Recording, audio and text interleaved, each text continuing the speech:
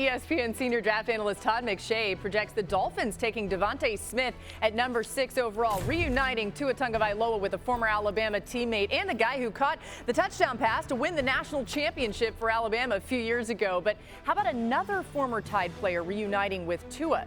ESPN Dolphins reporter Cameron Wolfe had an interesting article you can check out right now on ESPN.com. You see it right there about the Dolphins' plan with their pick at 18 overall. He wrote, the Dolphins are interested in drafting a feature running back, sources told ESPN, with added intrigue in bigger, complete backs. Harris, who was listed by ESPN draft analyst Mel Kiper Jr. and Todd McShay and Matt Miller as this draft's top-rated running back, was also connected to Miami when he was a late add to the Dolphins' Senior Bowl roster. And Harris seems likely to be available at 18, much less likely, though, to be there at number 36. So you got to think they may want to grab him there at 18 for sure.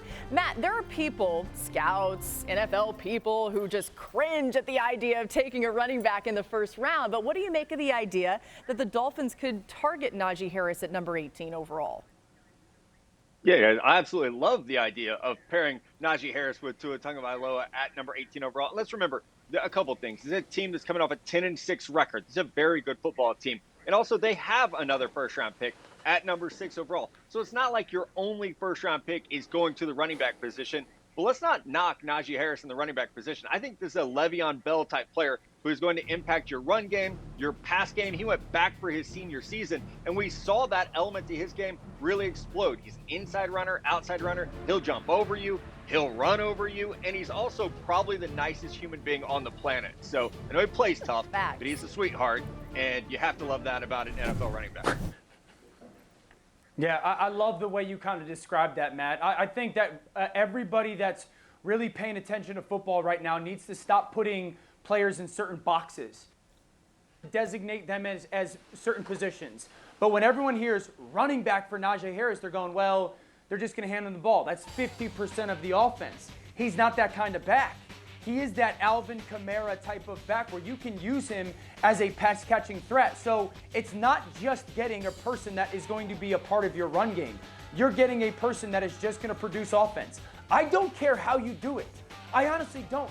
The coach's job is to take you as an athlete and go, okay, you can do all these things. We can hand you the ball on the outside stuff. You can pound the ball in between the tackle. We can throw you the swing game or the screen game. We can use you as a split-out wide receiver and create matchups.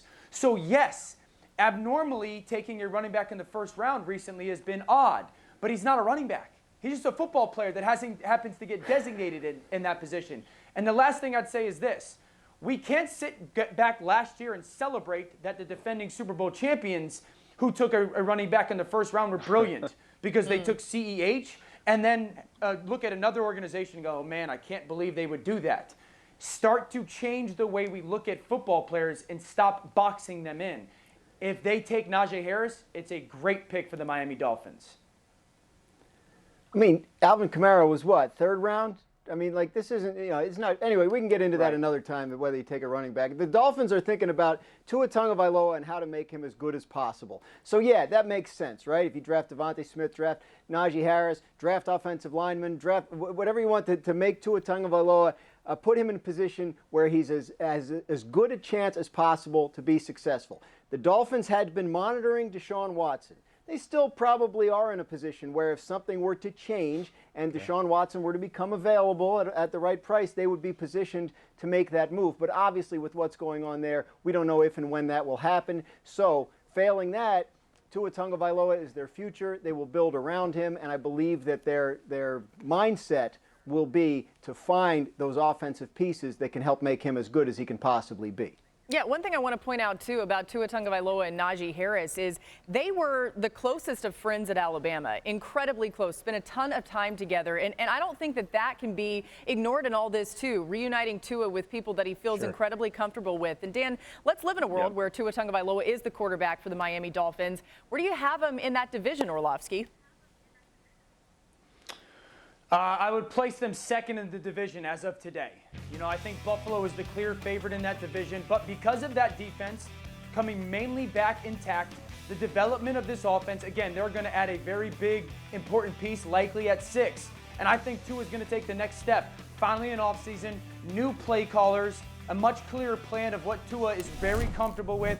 I still believe that Tua is going to be a very special player because he can do the two things that are always going to be the most important aspects of playing quarterback position. Can you think and can you throw? He does that really well. So I place them at second in the division. New England is obviously there without the question, or with the question marks at quarterback. I'd place them third, and the Jets being fourth. Thank you for watching ESPN on YouTube. For live streaming sports and premium content, subscribe to ESPN+.